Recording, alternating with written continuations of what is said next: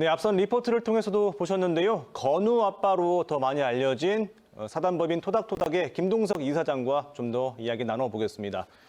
어서 오세요, 이사장님. 안녕하세요. 네, 오늘 표정이 남달리 좋습니다. 예, 오늘 대한민국 첫 공공어린이재활병원이 대전에서 기공식을 했기 때문에 건우에 대한 좀 약속을 지킬 수 있어서 그런지 저도 모르게 웃음이 나오는 것 같습니다.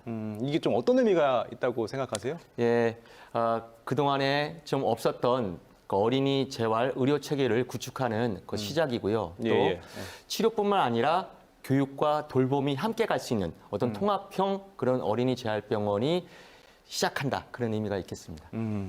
오늘 뭐 건우랑도 얘기를 했을 것 같은데요. 건우 표정은 어떻던가요? 건우가 정말 활짝 웃었는데 물론 그전에도 아프지만 잘 웃기는 했어요. 그런데 오늘은 좀 남달랐습니다. 어떤 점에서요? 아빠 잘했어.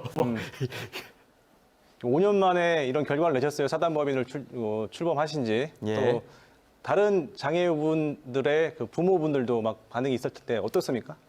저희가 오늘 기공식을 하면서 가장 떠올랐던 것은 장애 어린이였습니다. 저희가 건우랑 수희에게 상도 줬지만 109명의 아이들한테 오늘 상장을 다 발부를 했거든요.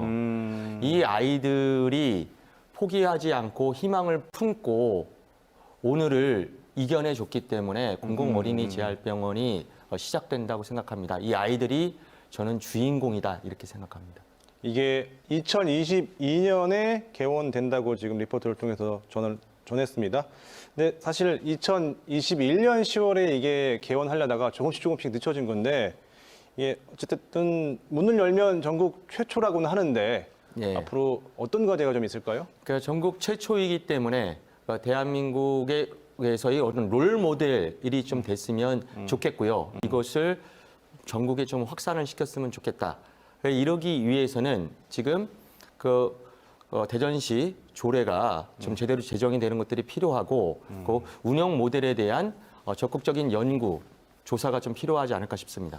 사실 저희가 이제 주변에 이제 장애 아동들을 많이 볼 기회가 없기 때문에 이게 왜 중요한지를 확 와닿지는 않거든요.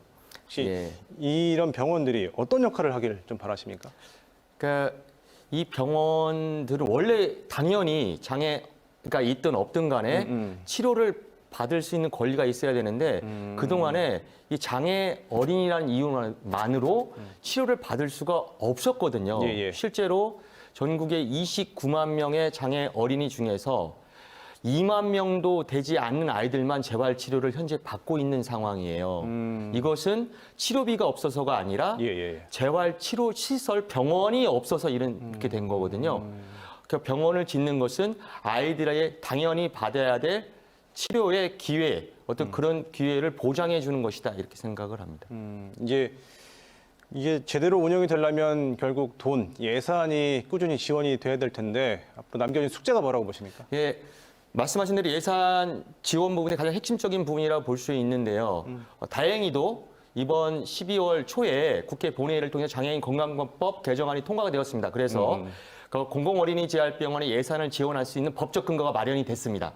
이제 그러니까 복지부랑 대전시가 좀 더 적극적으로 나선다면 예산 문제도 해결될 수 있을 거라 생각합니다. 끝으로 이게 병상이 70개 정도였는데 좀 충분하다고 보세요?